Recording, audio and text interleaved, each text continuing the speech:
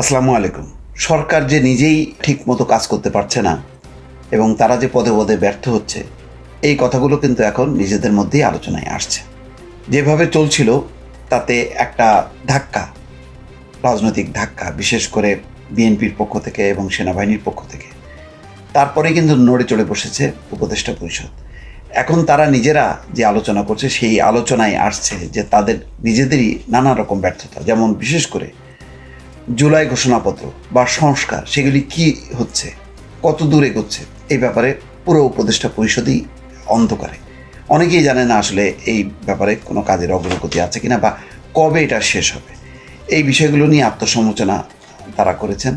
আত্মসমালোচনা করেছেন কোনো কোনো উপদেষ্টার যেই অতিরিক্ত কথাবার্তা বলা এবং রাজনৈতিক কর্মকাণ্ডের সঙ্গে যে জড়িত হওয়া, সেই আলোচনাগুলো কিন্তু এসছে।